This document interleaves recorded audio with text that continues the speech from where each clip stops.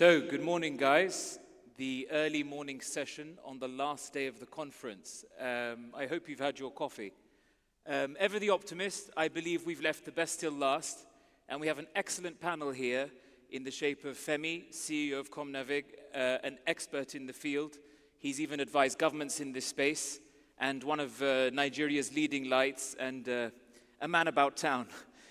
Sam, angel investor, serial entrepreneur, and very knowledgeable in this space, Stanford educated. Adnan bin Halima, Vice President of the Mediterranean and North Africa for Public Relations for Huawei. Again, an authority in this space.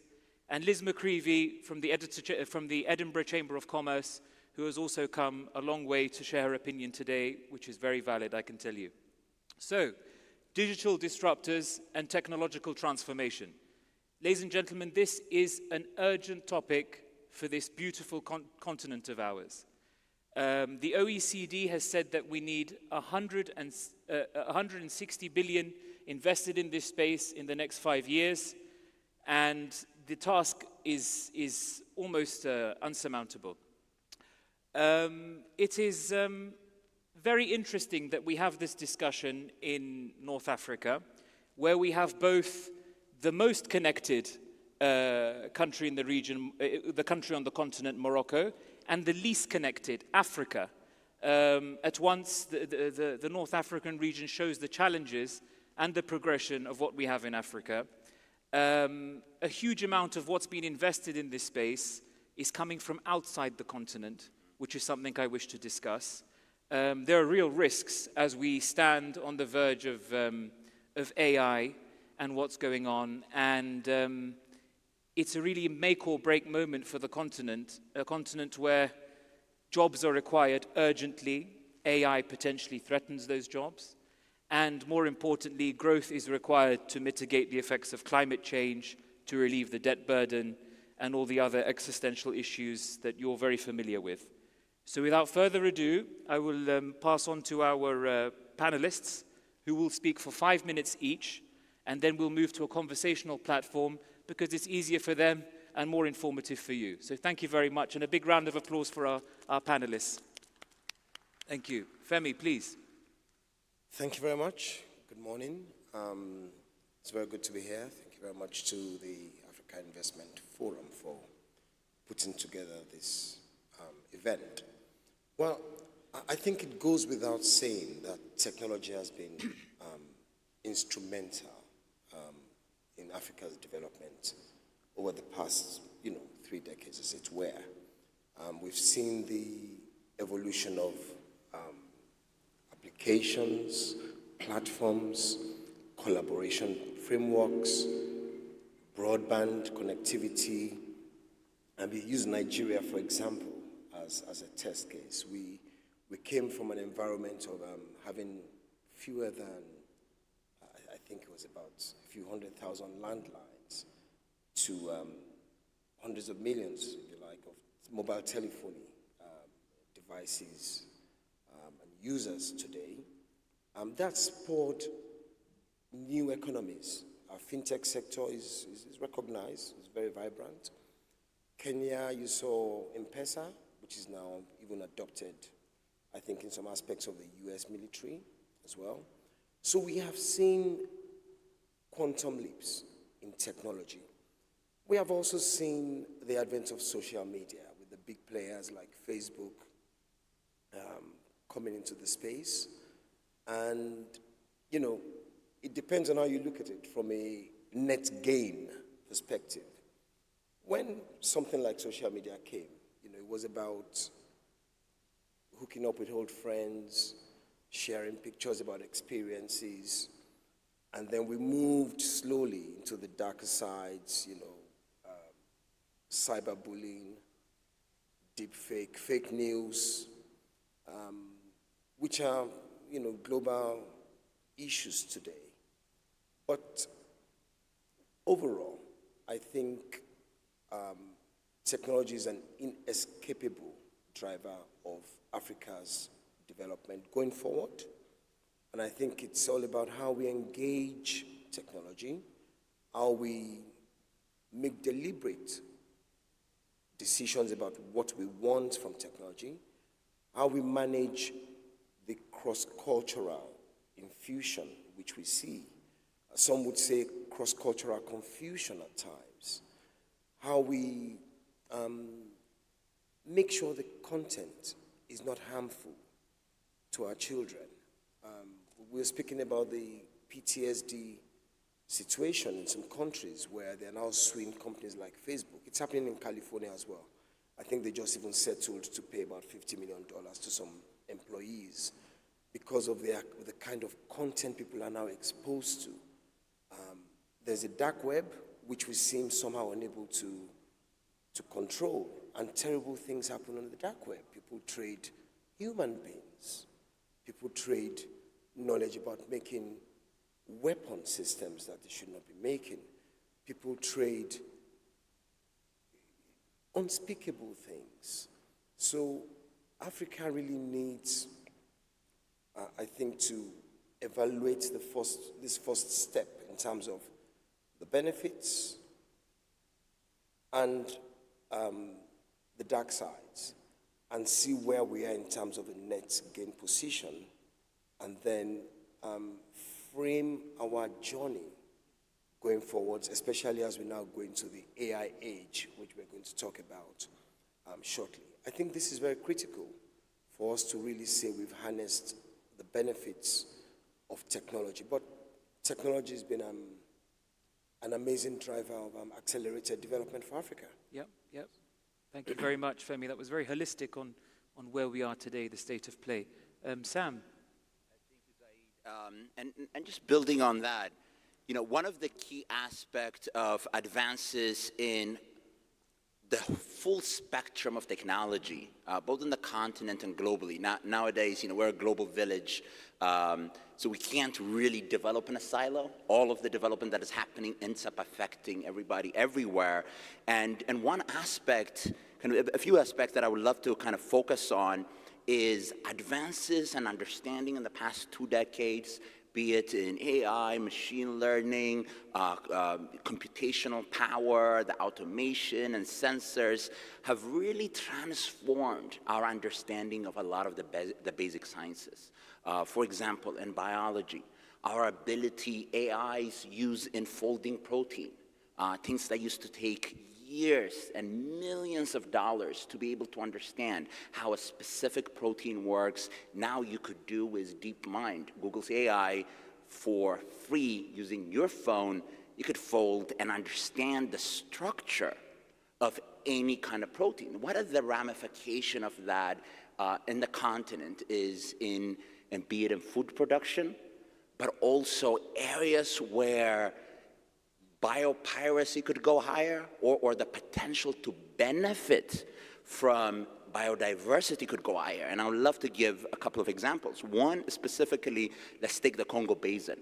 In the Congo Basin, you have a forest that communities for centuries have found and lived harmoniously with, and one of the fruits there is a fruit called obli, predominantly found in Gabon, Cameroon, and this fruit is called obli because the local communities use it to wean little kids off of their mother's milk. It's this incredibly sweet protein, but it's really good for your health because it has absolutely no sugar.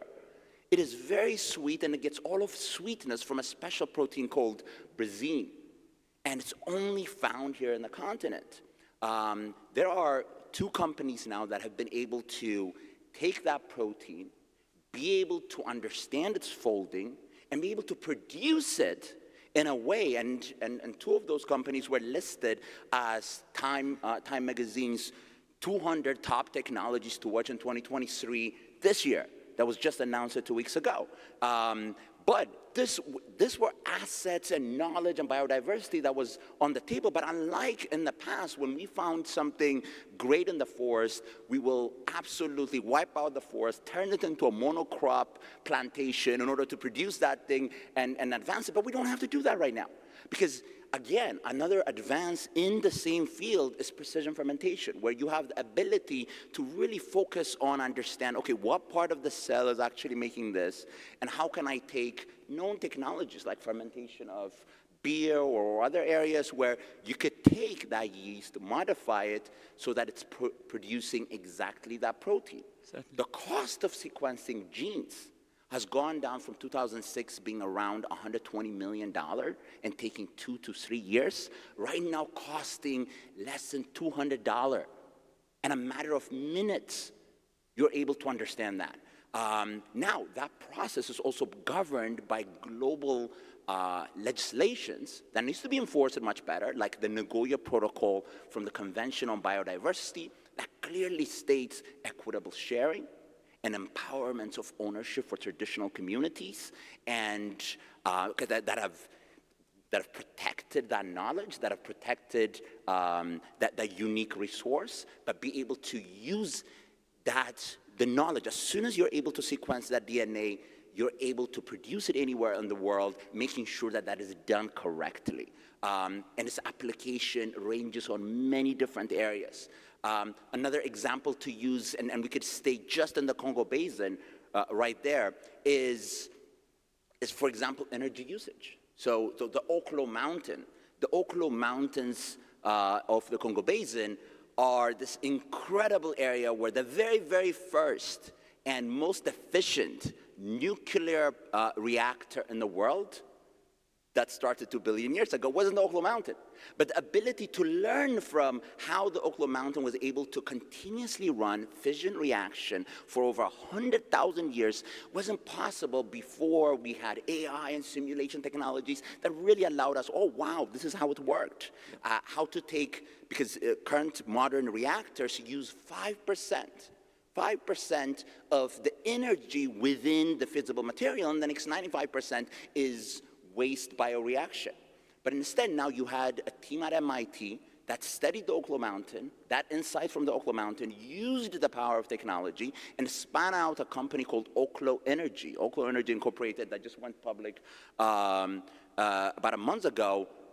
And what they have been able to do is learn the wisdom of the Oklo Mountain and be able to adapt it into small microreactors that are able to use waste diffusion material in order to generate electricity. So the power of technology and how we could adapt from the knowledge, traditional knowledge of our communities, and be able to advance that is significant. So to Fermi's point, how we educate our society, how we understand it, how we regulate it, how we work with it, is absolutely key in making sure that we could utilize that to advance it to the next level. Thank you, Sam. And for full disclosure, Sam is Ethiopian, and he broke my heart the other day on the phone telling me that my favorite Ethiopian food is actually very carbon inefficient. And despite Ethiopians eating it for thousands of years, you need a lot of land and a lot of space to produce that food. But we'll fix it. Food for thought, if you'll excuse the pun. We'll come back. Adnan, Aslema, tell me, where do you stand on this personally? You've got great experience, despite giving a lifetime to Hawaii. I'll be interested to see your perspective. Well, thank you very much. Actually, this is a very interesting topic. It's a big topic, the digital transformation. Because there is a direct link between the digital transformation and the economy, because now we are talking about digital economy. Just to give you some figures, in developed countries, digital economy now is representing more than 45% of the total economy. But on our continent, it's still less than 15%, okay? So there is a gap, but also there is a big opportunity. This is what I would like to highlight here, that on our continent, there is a big opportunity if we know how to catch it. Because so far, the only tool available now to be more efficient and to guarantee economic growth is to digitalize all the sectors. And this work needs some pre-requirements and collaboration between private and government sectors. So the requirements are infrastructure, I will talk about it, no matter from connectivity side, from data centers, from cloud resources. And then from a regulation point of view, the regulation should evolve also in order to support this transformation. And one of the most important part is capacity building, which are the people who are able to run this transformation. On the top of this, once we have all of this ready, we need to know where to start, because most of the cases where we talk to governments, they totally admit the importance of this topic, but they don't know where to start. It's too general, it's too big topic. So that's why I would like to talk about scenarios and use cases. We are not here to say that we need to do everything at the beginning. No, every country should have some scenarios more advanced than others in some specific areas. I would say, for example, in some countries, agriculture is very important and very contributing a lot to the economy. So talk about e-agriculture will make sense in these kind of countries. Some other countries, like in East Africa, I think it was mentioned by my colleague, if we talk about the fintech industry, okay? When we see the M-Pesa example, this also a very useful scenario because in Kenya, the total volume of transaction on mobile money is representing around 40% of the total GDP of the country, which is huge. This opened the door to many people to transform their lives, to make business thanks to this kind of tool, to this digital tool for mobile payment and mobile transactions. And scenarios, they are very, there is a lot of scenarios. And as I said, we need to know where to start and which scenario we need to develop. So there is transportation, logistics, agriculture, education, health, security, smart cities. Everything can be digitalized, but we need to have the pre-requirement and the vision how to develop it and create the ecosystem, including infrastructure and people who are able to run this, okay? And this basically is a collaboration between the public sector for the regulation part, for the taxation part, for all these incentives. I mean, can help the people to run their business, and the private sector in order to develop these scenarios. And most important, we need to talk about ecosystem. Once this ecosystem is mature, we can develop and make it bigger. I would be happy to develop more, some use cases later, but I will let the floor to Mike. Certainly, and thank you for being so observant of your slot. We're 30 seconds in his debt. Liz, please. Good morning. First of all, can I just say thank you very much again to the Africa Investment Forum and the warm hospitality. I've traveled quite a long way and it's been absolutely worth it. I've met so many interesting people, but more importantly, I've learned so much in the last few days about this remarkable continent, and it's been really helpful in the context of what we're talking about on the panel. Particularly in the infrastructure and the digital connectivity piece is really important. But if we're going to, and I suppose what this forum is about, is that future-proofing the economy. And if we want to future-proof the economy, it's about innovation and entrepreneurship, but it's also about the adoption of technology. And if we don't, if Africa doesn't do that, it's going to be left behind. So whilst there's the challenges, it's something that cannot be missed. And I think we've all talked a lot about skills. Strong economies have digitally literate workforces because they attract foreign direct investment, they support business growth, but they also create higher skilled, higher paid jobs. So this becomes more inclusive. And I think that's the important point as well. This has to be inclusive growth. Whether we like it or not, the digital revolution is here. We live in, I think Sam said, we are a global village. So we all have smart businesses in smart cities using big data, using technology. And as much as we're embracing AI with equal measures of fear and excitement, it's not going anywhere. And I think the regulatory environment is really, really important. But if Africa doesn't engage and embrace, then I think it's going to lose competitive advantage. So it's something that we have to look at. I think the two big fears is misuse and also job losses. And it's really interesting. Deloitte produced a report, I think about 2-3 years ago, based on the UK market, but it said over the past 15 years, the UK has benefited from a technology-driven shift from low-skilled jobs, routine jobs, and low-paid to higher-skilled, higher-paid occupations. And whilst 800,000 jobs were lost during that period, 3.5 million jobs were created. Right. And on average, those higher-skilled jobs that were created paid an additional £10,000 more per annum. So this is where we begin to shift the economy into this higher skilled, higher paid, that really starts driving economic growth and benefit.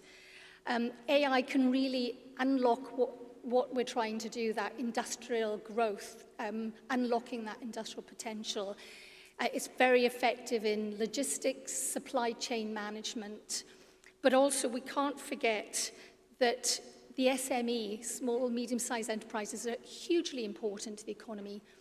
In Africa, 95% of businesses are SMEs, but they contribute 50% of GDP of sub-Saharan countries. So hugely important. So scaling SMEs is critical.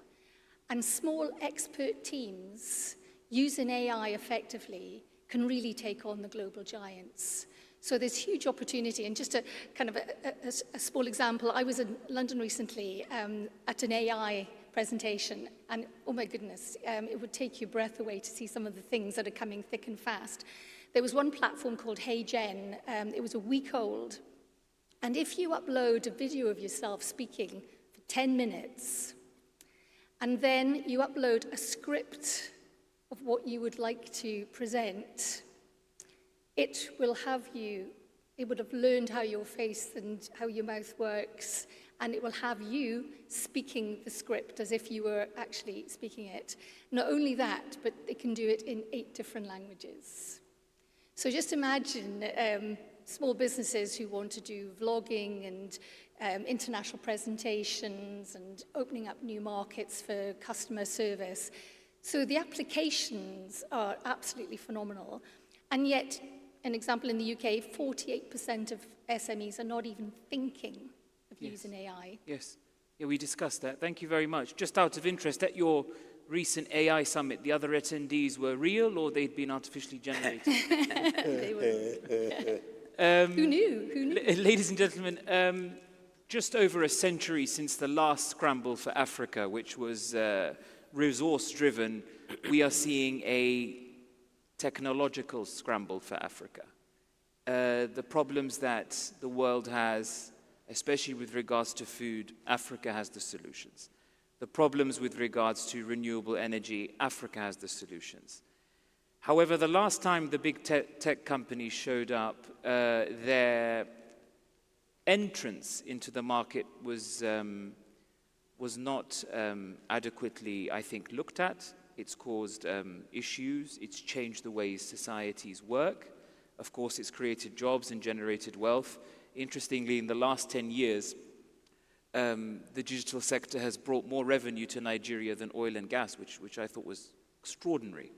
Femi, where do you see AI from the perspective of its ability to kind of transform African societies, for better or for worse?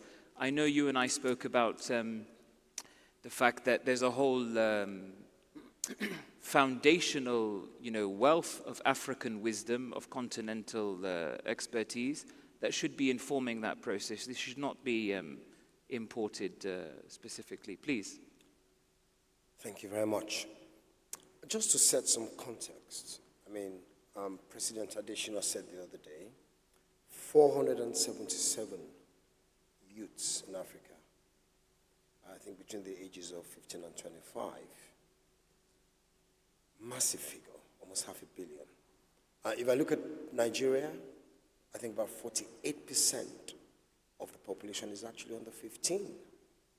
So you can see that it's going to be a digitally native future, as opposed to we Gen Xers who, kind of like had to migrate or evolve from the analog to digital. So they're going to be native digital citizens. And they're going to be much more embracing in that sense of these new technology sets. Now, AI holds tremendous potential, especially across fields like medical research, analytics, climate research. The potentials are simply mind-boggling. But I think we need to ask ourselves, what's the end goal of all this? What's the philosophical purpose of human existence. It's about qualitative living. It's about quality of life for human beings. And to derive that quality, you need income. You need to add value to society, and you need to extract some remuneration for what you do. Let no one be deceived that AI will displace jobs at scale. There's no discussion there. Now, and let no one also be confused with how we transited from, okay, when the cars came, we found a new use for horses. It's not the same paradigm at all. This is going to be quick, it's going to be fast, and it requires a lot of proactive, unified steps across the continent. At the AU level, you need to be looking at things like AI councils to actually put in place clear guidelines. What do we want from AI? What are the priority sectors where we want to deploy AI? What are the areas where we can leave it in what I call fuzzy mode? Yes. And what are the areas where we need to say, no, that's not going to work? Yes, yes. I was sat with some lawyers 2 weeks ago, some legal researchers, and we just put some questions to ChatGPT. You know, okay, I slapped somebody in London. What can I, kind of like, the brief was out in 5 seconds. Yes. Options, Yes.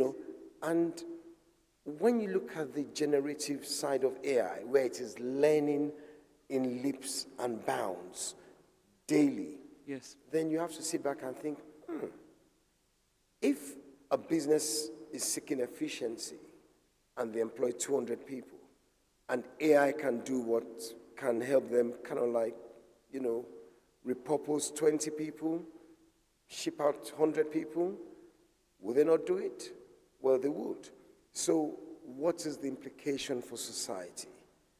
I don't think anybody's going to miss the lawyers if they become computer generated. We'll certainly miss the Femis of the world if they start generating you. Yeah, absolutely. What's the implication for society? Do we hand back all the gains in crime, in Yes. investing more in security solutions, Yeah. because now you have more unemployed people, Yeah. you have more crime. So we really need to put a balanced cap on when we look at AI, not just optimism, Yeah. and certainly not fear, Yeah. but we need to look at it pretty much from the viewpoint of what are the advantages, what are the focus areas, and what are the mitigation strategies we need to put in place Yes. from policy, from regulation viewpoint to mitigate its tailwinds. Thank you very much, Femi. Adnan, increasing internet coverage on the continent to 70% could create up to 100 million jobs. We've seen those test cases over and over. I know you're a great advocate for building connectivity, building the capacity building that's used, for what it is to come, and of course developmenting coverage and making sure that people are connected. Based on what Femi said, what is it that you need from the perspective of infrastructure and capacity building to allow Africans the opportunity to make more of these opportunities? Well, thank you very much for this question. Actually, I'll talk about infrastructure as a basic requirement to talk about digital. We cannot talk about digitalization if we don't have digital infrastructure. And infrastructure is including 2 sides. There is the connectivity, to let people connect everywhere at any time, and the quality of the connectivity is important also, because sometimes we say that we have a coverage, but the connectivity quality is very low, so it doesn't really make sense. And the second part of infrastructure is talk about how to store the data and process the data. So we talk about data centers and clouds. My colleagues mentioned a lot about AI. AI is also a very interesting topic because it can help us to be more efficient in several domains. But AI needs data. If we don't have the platforms and the infrastructure to store data, how we can run AI? I just give you some figures. Do you know that on the African continent, how much % of the local data is stored in Africa? It's less than 2%.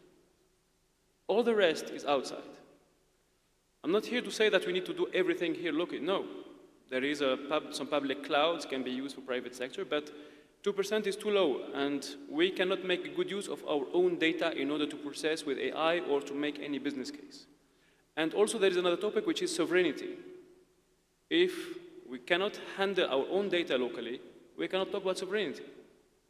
So these are also important. From another perspective, also infrastructure, if I come back to the connectivity part, should be also universal in order to not make bridges between population, between regions. Okay, so that's why we need to have a harmonized vision about this topic in order to progress. And government should play a very important role in this from a regulation point of view. Yes. And believe me, this kind of vision or strategy can bring, very short-term benefit to the economy. And it's even proved because 20% increase on the investment on the ICT industry will bring 1% growth in GDP. This was demonstrated, okay? And so if we talk about infrastructure from global-wise, I will talk about these two parts. And then the second point, which is the capacity building, is the people who can run these kind of things, okay? AI, I come back to the same topic, AI again, but do we have really people qualified on working on AI on our continent? Not yet. We have some few people, they are leaving the continent to go to other regions. Why? Because the ecosystem here doesn't allow them to make use of their skills. So the idea is to develop more use cases and more people to have a bank of talents. We had this program in Huawei.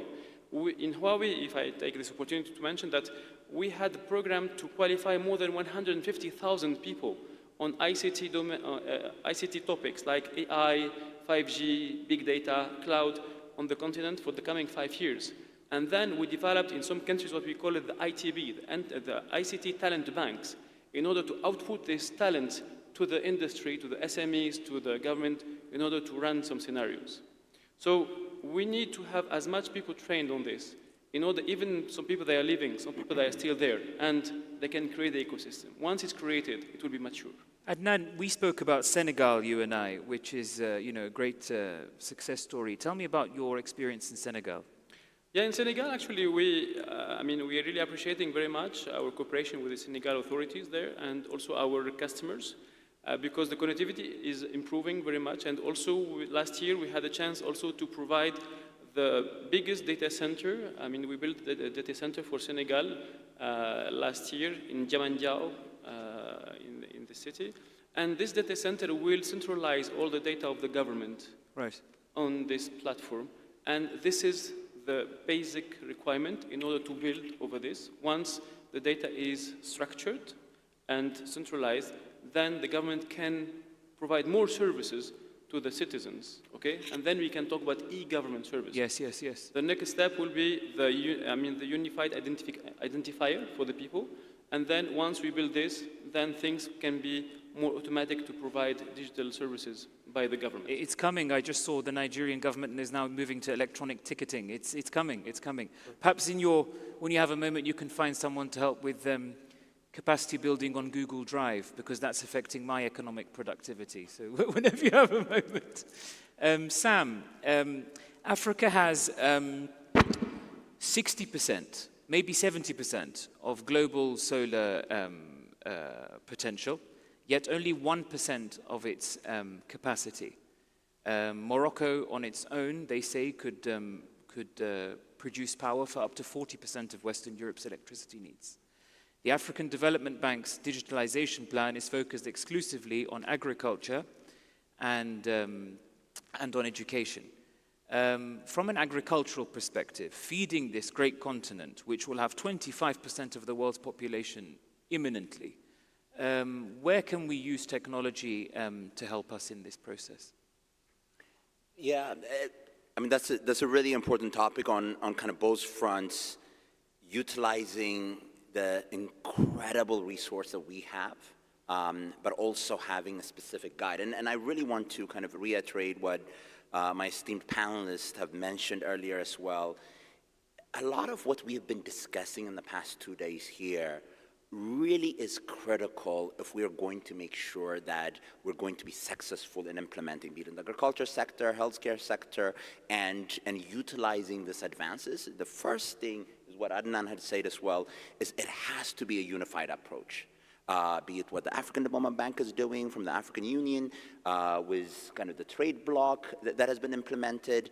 Whenever you are implementing policies, implementing or adapting case studies that has worked in a specific area, or utilizing, even with solar energy or other resources, they may be overrepresented in one area. How do we make sure that we produce somewhere and allow it to distribute throughout the continent?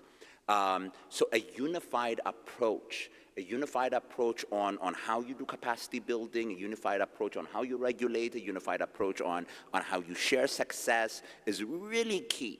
So in the agriculture sector, there are multiple areas where you see a significant amount of progress. One is, how do you allow existing smallholder farmers to be incredibly more productive? And be it we're starting to see advances, again, using kind of AI, companies like Pivot Bio that have been able to transform fertilizers. Instead of using synthetic fertilizers, you're able to use the microbes that naturally exist within the soil, and by activating them, they're able to take nitrogen from the air and convert it into nitrogen that the plant could use. And you could have a distributed usage of that. That significantly increases productivity without the harmful side of synthetic add-ons. Again, you also have advances where you're able to take the biodiversity of, like, if we're going to conserve, how do you produce food? How do you produce, for example, one of our portfolio companies is making palm oil without using palm trees, but making bioidentical palm oil without using palm trees. That, again, is the power of advances in our understanding of how nature works, and to be able to implement it, but also a lot of that implementation needs to be done in a very, very concerted manner to be effective. And one last thing that I would love to add there is, whenever we're utilizing resources, we want to make sure that we're using it to genuinely advance the overall economic development. How can we add as much value as possible within the continent? So, for example, there's a significant amount of excitement to just produce electricity and export it, to produce hydrogen and just export it, but it is a missed opportunity to be an early adapter of the new technologies that are really driving, be it what could be produced using solar power, or what could be produced using hydrogen, what could be produced using a lot of the food supply, to make sure that we can be self-sufficient, but also export finished goods and create additional jobs for the type of jobs that would be lost. So there's an incredible opportunity, but you are able to really tackle it if you work as a unified continent. $1.6 trillion is needed for the continent to reach its sustainable development goals. Do you see that as feasible, or do you think it's better to look at kind of economies of scale, and, as you said, the making sure that small subsistent farmers are efficient, or do you see it from the role of big infrastructure projects, or how do you see this happen? Well, it's a combination. You definitely need infrastructure. Infrastructure can be a bottleneck. Yes. So you have to have a significant amount of infrastructure that needs to be in place, but the infrastructure is going to be bankable if you think you're going to make money from it, and that usually comes in if there is a significant amount of potential utilization and value creation within the continent that makes the continent a very attractive destination. And I do believe that we can attract more investment. It has to be blended financing. It has to be a mix. And in everything that we're talking about, there's not a silver bullet. It's really finding a combination. How do we empower, as Liz said, small farmers, small businesses, small enterprises, while simultaneously building that capacity, that infrastructure. But at the end of the day, we have to utilize every tool in our proverbial toolbox. And that is that combination. But the more productivity that will be in the continent, the more the capital will come. We were hearing on another panel about how cashews from Guinea go to Vietnam to be shelled, to then be bought in Nigeria. Moroccan fruit and vegetable goes to Marseille before it goes to Algiers. And West African coffee, which, by the way, has cornered the Moroccan market. We only drink West African coffee. Goes all the way to China before it comes back to us, which I think is ridiculous. And part of this is what I was discussing with Femi, was the continent no longer can feed itself because it's too busy feeding other people. In Morocco, where, it's one of the few pools of water and greenery in the North Africa region, because we're producing avocados and watermelons, Morocco can no longer produce grain for Moroccans. And I think it's worth looking at if we want to feed the continent so that we be more economically productive, or we continue, focusing on cash crops, which massively affect food security and also create bad eating habits, which I think is very interesting. Liz, African women are 40% less likely to be connected to the internet. I would love to know your position on this, given your special stance on the matter, because I think economies only work and only develop when 50% of the workforce is engaged and, more importantly, connected to the internet. What are your views on this? And then perhaps, Adnan, you can push to see if Hawaii are doing anything about getting African women online. I mean, African women or African women entrepreneurs, because that's the big issue. We need more women entrepreneurs because I think we all know, and it's not an African problem, women are less likely to scale businesses and less likely to get funding because they're women. And there was a panelist that I was listening to yesterday, had to get a male partner. It was a fantastic EV business, manufacturing in Nigeria, but needed a male partner in order to get some funding. So I think this needs to be addressed. I think if women have access to the internet, they have access to education, they have access to innovation and ideas and inspiration, they have the world's knowledge at their fingertips, and I think it can change the way they think and the way they believe their future can be. So I think, yes, better access, but then more aspiration, more entrepreneurs. But I think we need to address the issue of why are women setting up businesses but being held back because they're being perceived as their hobbies or passion projects rather than scalable businesses. And so I think there is a bit of a mindset change, get women respected that they can bring huge amount of innovation and drive and determination to succeeding in business, but they are definitely being held back by lack of support and lack of finance. Certainly. Adnan? Yeah, actually, I can say that digital is a very good opportunity for women in Africa to expand their capabilities. I'll explain why. As Elise mentioned, digital can let women more educated through the online courses, etc. But not only that, but even for making business, women in Africa, they were not able to develop their business because from cultural point of view, the women should take care of the house, the children, etc. So they cannot move far away from this small area. This is the culture in the continent. But with digital now, they can do this at home. And we saw the impact of this kind of scenario in East Africa, for example, thanks to the online payment and the mobile payment, thanks to this project M-Pesa. So we saw that there was a lot of progress on the women entrepreneurship thanks to this. Okay? So this is only one example. From another perspective, as Huawei, we support very much the connectivity for all. And when we say all, means, of course, I mean the equality of chances between genders and regions, okay? Recently, I had the chance also to support one initiative called Women in Africa, and there was a selection from 6,000 women entrepreneurs in Africa. There was a selection of 10 of them, and really we saw huge potential through this program about the entrepreneurship capacity of the women in Africa and the capability that these ladies they can have and the example they would like to show on the continent. I really invite you all to have a look on this program, Women in Africa, and you see really things very interesting and give hope to all the young people, no matter ladies or gentlemen on the continent. Definitely, definitely. By the way, I wish good luck to any man that wishes to tell a Tunisian woman that she should stay at home. I think he'd be in fear of his life if he was to say that. Femi, on the role of women, social media, big tech companies have provided opportunities for careers and incomes to be drawn from the internet space. It has changed societies remarkably.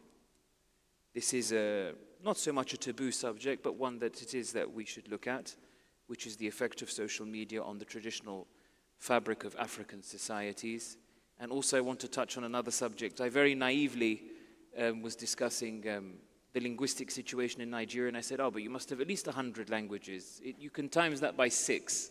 So I would love to know, the perspective of social media to change the fabric of traditional societies, and similarly, the linguistic situation and how we marry that with tech and with the digital services, because Africa's linguistic tapestry is so rich, it obviously provides challenges. Yes. It's a delicate topic. Yes. But let me start by saying, it always perplexes me at times, the narrative or the reality of subtle discrimination against women in the business space. Because time and time and time, we have seen women excel in governance, in politics, in business. In Nigeria today, at least there are 5 female CEOs of Tier 1 banks. Part of the most remarkable women who have taken part in our economy. I mean, you all know about Gonjo Wella, you know about Obieze Kwesili. If we go back to the 60s, you know about Fumila Ransom Kuti, you know about, I could roll off it. So I can't fully understand why this discrimination continues. I'm going to come to the modern generation in a second. Adnan said something about women being, at times, being perceived as home builders and stay at home and what have you. But the advantage, the inherent advantage women bring to the table is their multitasking skills and maternal instincts. I would say 70% of the people I've employed over the past 16 years in Nigeria have been females. And without demeaning the men, they bring a higher level of efficiency in my own experience. Of course, there are also those who would say that because they come to this workspace or the business space with this mentality of, oh, we're going to be discriminated against, it also makes them very defensive, it makes them haughty, it makes them aggressive, you hear all these things. And then enter social media and the social media economy. And this is a very big problem in Nigeria, I must say, because you have the influencer economy now, and you have a new age of liberalism where things that we would have considered very abnormal, maybe 30 years ago, actually are very normal now. Yes. So, and that goes to the cross-cultural confusion I spoke about. So it's not unusual to see young ladies making 3 million naira a month, 4 million naira a month from their bedrooms. Which is $10,000. Well, yes, $10,000 now would be a lot more, depending on. You can tell how many emails I've been getting from Nigeria. But it's not unusual at all to see them doing, I would say, at times, the more sexually provocative you can be, the more viewers you attract. I mean, but these are realities. Yeah, we have to speak about this. Yeah. I mean, these are facts. These are our children. Yeah. These are the future. Yes. And the more we normalize this kind of reality, I think the worse it's going to get. True. But even them are going to be displaced By AI. by AI. Yes. Because you now have, AI applications that can replicate human beings and generate this content. And, Yeah. so even they are going to run into a lot of trouble. So AI can be a great tutor as well. Yes. I think it can fill a lot of the gaps in the education system. But these are deliberate choices we have to encourage people to make. So maybe one solution, because I also like to talk about the solution side of things, is to look at how we put technology engagement into our education curricula from the very basic level of Yep. education. Yep. Because it's a whole new world. By the time they get there and we expect them to adapt, they may Yep. not be able to. Yep. So I think the objectification of women Yep. has actually propagated dramatically Yep. with the use of technology. Yes, correct. I mean, it's not a denial point. Yep. We even debate about it in the office at times. I'll say to myself, but is this normal? And they say, well, there's nothing wrong with it. And I'm like, but she's naked. She's walking around naked. Well, she's just expressing herself. Like, but, so it's a delicate area. People don't want to go there. Sure. But it's somewhere we have to go to so that we do not build the next generation thinking that the abnormal things are normal. Yep. There's also an issue educationally of people thinking they can just go online in lieu of an education, not get educated, and make a lot of money. take photos. Yeah. Yes. If anyone had told us when we were all at school, listen, don't study, just get yourself a good phone. There's going to be something called an internet. Take pictures of yourself around the world, and you shall, derive an income. I don't think we would have believed it. We're just into our last threshold. Sam, Adnan, Liz, a minute and a half each, and then I will sum up, please. Sam. Yeah, this has been a really exciting kind of conference and an exciting panel as well. One key thing that I would love to leave everybody with is a lot of the advances that have happened in technology, and it's not just the AI hype, but the full spectrum has really transformed even basic industries that we do not associate with digitization. And as I talked about, be it in the agriculture sector, but it's also the overall ways that we produce things, from how we produce steel, how we produce cement, how we produce different materials. We're transforming it specifically to be aware of its climate impact, but to also make it efficiency and introduce. This is not science fiction. You're starting to have companies. Our firm C1 Ventures have invested a significant amount of money and have portfolio companies that have really leapfrogged the way you produce many different aspects, from cement, steel, chemicals, textiles, and food products, as well as the production of energy. We want to make sure that the continent can take advantage of those innovations, one, to be part of that innovation, but second, to also take the advantage of not having legacy infrastructure as an early adopter, because a lot of those companies do not have to compete with legacy infrastructure when they invest in the continent. So we are starting to see incredible opportunities to see what has happened in the adoption of mobile phones to major technologies in multiple fields, and we just have to come together as a unified continent to take advantage of that. Thank you, Sam. Adnan. Yeah, thank you very much again for the invitation. It was a really exciting panel.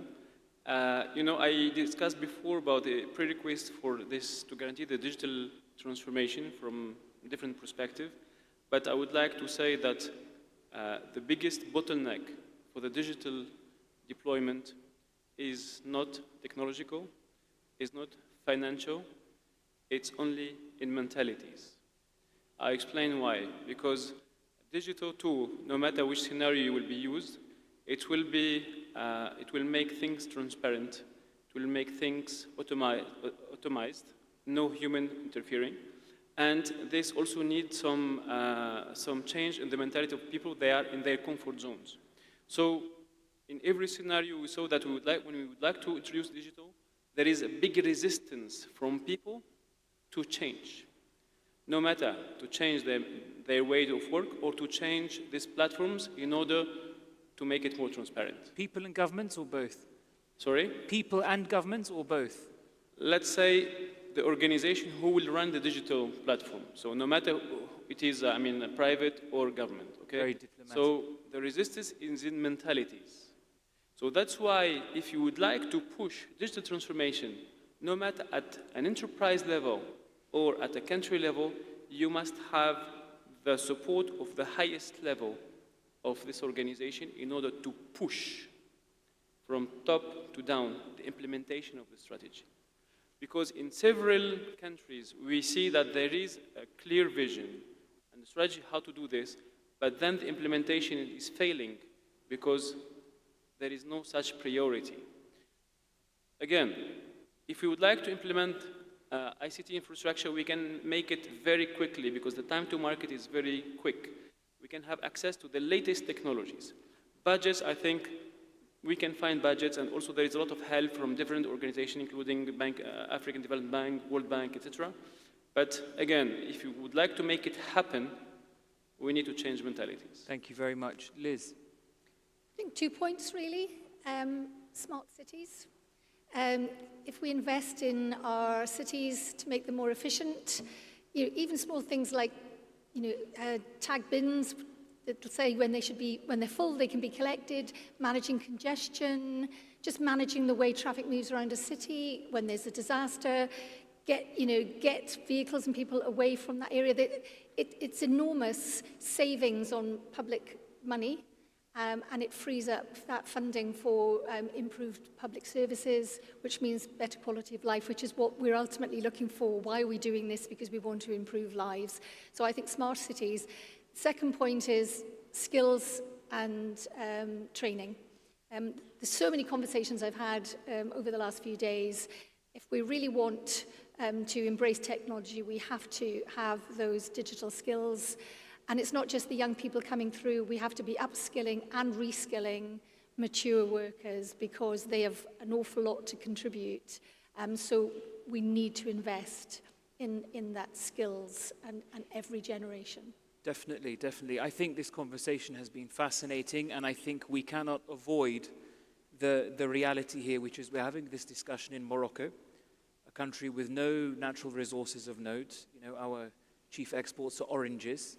But the success is palpable. This is a city which had a 6.8 Richter scale earthquake 2 months ago. And I think bringing women into the workplace, digitizing the economy, increasing mobile penetration, increasing internet coverage is not something for the authorities to be concerned about. And remember, Morocco very much had these concerns. We were in a region that was Arab springing, 10 years ago, and Morocco continued with focusing upon that. And I think what we see here is how that success can be driven. You've seen the Noor solar project in the Sahara. It's the largest of its kind. And I think that's the only way forward.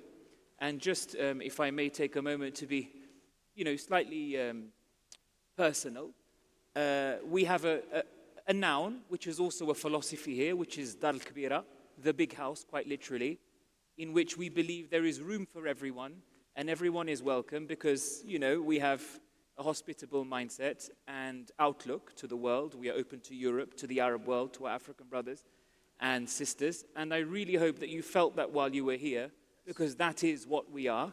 Femi, gave me a big hug yesterday, and he said, I just can't believe how professional everyone is here. And I'll tell you why. It's because of bottom-up growth.